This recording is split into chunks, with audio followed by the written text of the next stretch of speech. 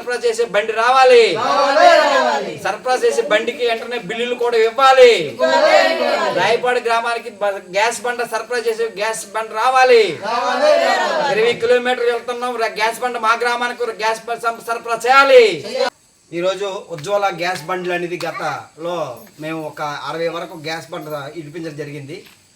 రావకత మండలం సంబంధించి అట్టి చివరైన గ్రామం రాయపాడు గ్రామం. ఈ రాయపాడు గ్రామం నుంచి కొత్తకోట వెళ్ళాలంటే సుమారుగా 19 కిలోమీటర్ల దూరం ఒక పక్క నడిచి బళ్ళు మీద వెళ్ళవలసిన పరిస్థితి ఉంది.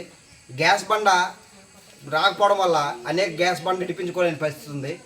వెంటనే ఈ గ్రామానికి కూడా గ్యాస్ బండ రావాలని, ఇదే కాదు రాయపాడే కాదు, ఈ పక్కన ఉన్నటువంటి మన రుచిపొనుకు తాటిపత్రితో పాటు జోగంపేట గ్రామాలకు కూడా అనేక గ్యాస్ బండ్లు ఉన్నాయి.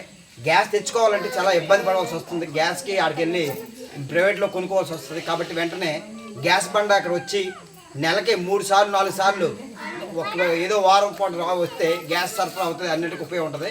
ఒక పక్క పొగ నుంచి క్యాన్సర్ అనేటి జబ్బులు వస్తాయని ప్రభుత్వం ప్రచారం చేస్తుంది. మరోవైపు గ్యాస్ బండ్ల ఉజ్వల గ్యాస్ బండ్ తీసుకొచ్చి ఇప్పటికి వచ్చి సంవత్సరం అయినా సరే ఈ గ్రామాల్లో బండి రాలేదు. ఈ బండికి రావాలని చెప్పేసి మేము డిమాండ్ చేస్తున్నాం.